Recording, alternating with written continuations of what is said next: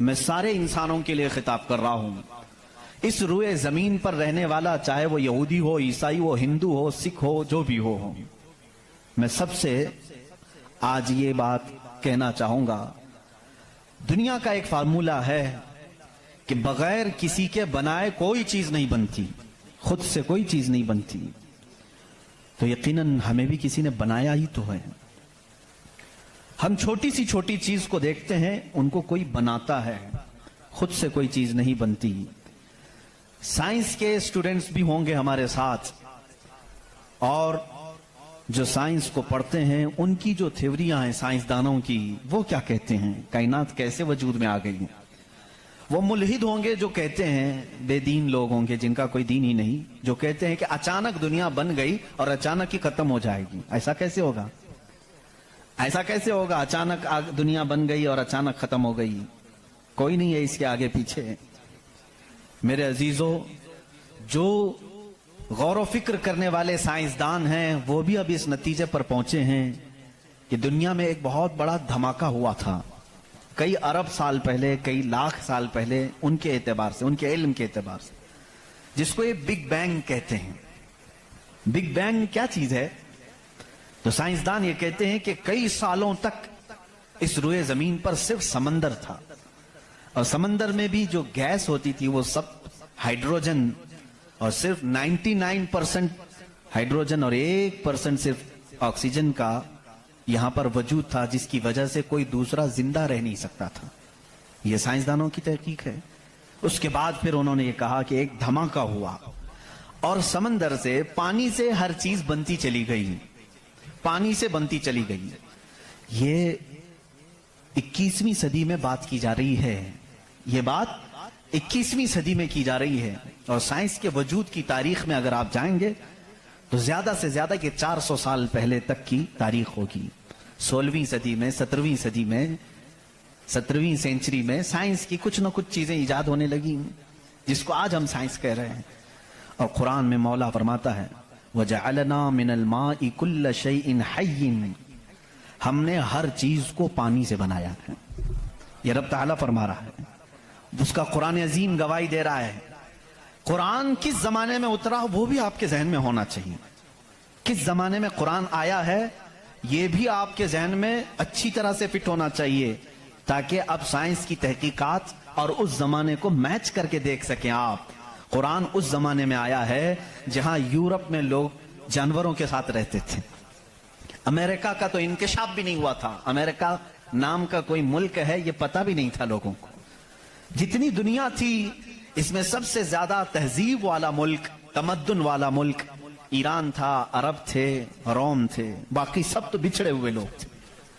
روم، ایران اور عرب کو اس زمانے میں تہذیب والا کہا جاتا تھا. ان کی تہذیب کا عالم یہ تھا کہ جب میرے آقا صلی اللہ تعالیٰ علیہ وسلم مدینہ طیبہ میں تشریف لائے، یہ بہت بڑے تہذیب والوں کی بات میں کر رہا ہوں، یعنی بہت نالج رکھنے والوں کی بات کر رہا ہوں. اتنا نالج تھا کہ جب میرے آقا مدینے میں تشریف لائے تو صرف 6 لوگوں کو لکھنا آتا تھا. یہ بڑے تمدن والے لوگ تھے، بڑے نالج والے لوگ تھے. اس زمانے کا علم یہاں تک پہنچا ہوا تھا. میرے عزیزو، باقی یورپ وغیرہ کا حال تو بہت ہی بدتر تھا. یہاں تک کہ آبادی کیسے بنائی جائے یہ سلیقہ اسلام نے بتایا ہے. روڈ تک بنانے کے طریقے، راستے کیسے بنتے ہیں یہ بھی کوئی علم نہیں تھا پہلے. لوگ ستارے دیکھتے تھے اور چلتے جاتے تھے. یا آج جو روڈ بنے ہوئے ہیں اس کی ایجاد ہی سیدنا عمر فاروق نے کی ہے رضی اللہ تعالیٰ، کہ عام ایک راستہ ہونا چاہیے، ہائی وے ہونا چاہیے، اس کو پکا بنانا چاہیے کہ لوگ اسی سے گزریں. آج آپ کو راستے اتنے بنے ہوئے ہیں اس لیے کوئی تارا نہیں دیکھتا، صرف سامنے دیکھتے ہیں. اب تارے دیکھیں گے تو پھر بڑا مسئلہ ہو جائے گا. اس زمانے میں تارے دیکھ کر کے چلتے تھے. عزیزان گرامی، یورپ کا حال اس زمانے میں یہ تھا کہ نالج نام کی کوئی چیز نہیں تھی. وہ لوگ انت وشواس، جیسے آج بھی ہمارے ہاں کچھ لوگوں میں موجود ہے، اندھا یقین، ان چیزوں پر بہت عمل کرتے تھے. جیسے اپشگن ہو جانا، یہ تمام معاملات میں بہت وہ آگے تھے. حتیٰ کہ بیماریوں کو بھی وہ بیماری نہیں سمجھتے تھے. جیسے آج یورپ جادو ٹونے پر یقین نہیں رکھتا، ہر چیز کو بیماری کہتا ہے. اس زمانے میں ہر بیماری کو وہ جادو سمجھتے تھے، شیطان سمجھتے تھے. बीमारी का उनको इदराक भी नहीं था। इस्लाम में जो फुक़हा पैदा हुए, जो अतिब्बा पैदा हुए, जो साइंसदान पैदा हुए, उन्होंने बीमारी के मुतालिक बहुत सारे तहकीकात पेश किए। सिर्फ ये बात मैं अर्ज करना चाहूंगा कि कुरान उस जमाने में नाजिल हुआ है जब इल्म का वजूद ज्यादा नहीं था लोगों के पास, इतना कि कोई इक्का दुक्का लिखना जानता था। और किस पर नाजिल हुआ ये भी आपके जहन में होना चाहिए। दो चीजें दिमाग में रखें, उसके बाद फिर मैं कुरान की आयतें पढ़ता हूं। एक, माहौल ऐसा है, साइंस का वजूद नहीं, इल्म का वजूद नहीं, इल्म नाम की चीज ही नहीं थी लोगों के पास। और जिस पर नाजिल हुआ वो ऐसा रसूल है जो किसी का शागिर्द भी नहीं, कोई उस्ताद नहीं, मोहम्मद रसूलुल्लाह सल्लल्लाहु तआला अलैहि वसल्लम। उन पर कुरान नाजिल हुआ, ऐसे माहौल में नाजिल हुआ जब कोई इल्म जानने वाला नहीं था। और जिस पर नाजिल हुआ वो किसी यूनिवर्सिटी से पढ़ा, किसी कॉलेज से पढ़ा, किसी मदरसे से पढ़ा हुआ रसूल नहीं। उस रसूल का मुअल्लिम और उस्ताद सिर्फ खालिक़े कायनात है। जिब्राइल अलैहिस्सलातु तस्लीम का भी सिर्फ इतना काम रहा है, जो रब ने हुक्म दिया उतना ही पहुंचा दिया। बल्कि बहुत सारी कुरान की बातें ऐसी हैं जो जिब्राइल पहुंचा तो गए लेकिन उसका इल्म उन्हें भी नहीं दिया गया, उन्हें भी नहीं दिया गया। अब ये दो बातें किसी को भी चैलेंज करके बता देना, तारीख की सच्चाइयां इस बात का इनकार नहीं कर सकती। अपने तो अपने, गैरों ने भी हुजूर की तारीख लिखी है और सबों ने इकरार किया है कि मोहम्मद सल्लल्लाहु अलैहि वसल्लम एक ऐसे प्रॉफिट हैं जो पूरी जिंदगी भर किसी उस्ताद के पास गए नहीं, किसी उस्ताद के पास गए नहीं।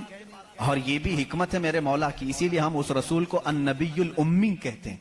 उम्मी का मतलब कुछ बेवकूफ लोग आज के जमाने के जो बदअकीदा हैं वो अनपढ़ करते हैं, रसूल अनपढ़ थे माअज़ल्लाह।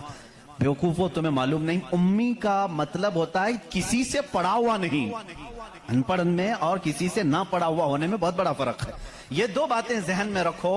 कुरान किस माहौल में नाजिल हुआ और जिस पर नाजिल हुआ वो किसी का शागिर्द नहीं। अब इसकी बातें जब हम बयान करते हैं, साइंसदानों की आंखें फटी की फटी रह जाती हैं। वो कुरान बयान कर रहा है, इन्न फी खल्क़िस समावाति वल अर्दि लआयाति लिउलिल अलबाब, बेशक ये जमीन की पैदाइश में, आसमानों की पैदाइश में बड़ी मेरी निशानियां हैं। अल्लाह फरमा रहा है रात को हम जाइल करते हैं, उसी से दिन निकालते हैं। कुरान ये कह रहा है वजअलना मिनस समाई, आसमान से अल्लाह तबारक व तआला ने वजअलना समा सक़फ़न महफूज़ा, कुरान कहता है हमने आसमान को एक महफूज छत बनाया है। कुरान ये कह रहा है आसमान और जमीन मिले हुए थे, हमने दोनों को फाड़ करके अलग कर दिया और दोनों के मुंह खोल दिया।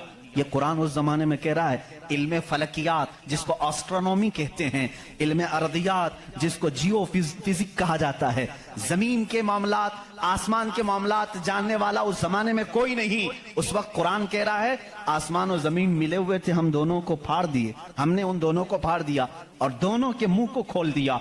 अब का साइंस कहता है जमीन व आसमान को देखने के बाद ऐसा लगता है कि ये गैलेक्सी में मिला हुआ एक सैयारा था और ये फिर जमाने के बदलते बदलते आसमान अलग हो गया, जमीन अलग हो गई। अब का साइंस ये कहता है। और फिर ये बंद नहीं है, जैसे हमारी छत बंद है, ऊपर से पानी डालो तो नीचे कुछ नहीं आएगा, नीचे के फर्शी भी बंद है, नीचे जमीन से कोई चीज यहाँ मस्जिद में नहीं निकलेगी। साइंस अब ये कह रहा है आसमान में जगह जगह सुराख हैं, मुंह खुला हुआ है, जमीन में भी जगह जगह सुराख हैं, दिखने वाले नहीं, ये खुला हुआ है। इसका मतलब मैं भी समझ नहीं पाया था, आसमान खुला हुआ है, जमीन खुला हुआ, मुंह खुला हुआ है, क्या मतलब? कहा कि अल्लाह ताला जब चाहे आसमानों पर पानी डाले तो अपना मुंह खोलता है, बारिश बरसती है, और जमीन का मुंह खुला है। इसका मतलब ये है तुम जहां पर भी, जितनी गहराई में भी जमीन के बीज डालो, इसका मुंह खुला है, वो सीना फाड़ कर बाहर आता है। अगर जमीन बंद होती तो कोई चीज जमीन से बाहर नहीं निकलती, जमीन से कोई चीज बाहर निकलती है, इसका मतलब है कि इनके मुंह खुले हुए हैं। साइंस ने अभी कहा कि आसमान का मुंह खुला हुआ है, जमीन का मुंह खुला हुआ है। कुरान किस माहौल में नाजिल हुआ है? जब साइंस का वजूद नहीं। हाँ, अगर तुम ये कहते शायद मोहम्मद सल्लल्लाहु तआला अलैहि वसल्लम बहुत बड़े किसी साइंसदान के शागिर्द होंगे, तो तुम्हारे तारीख लिखने वाले ही तुम्हारे चेहरे पर जन्नाटेदार थप्पड़ मारेंगे, इसलिए कि वो रसूल अपनी 63 साल जिंदगी में کبھی کسی کے شاگرد نہیں ہوئے، حتیٰ کہ سید الملائکہ کے بھی وہ شاگرد نہیں ہوئے۔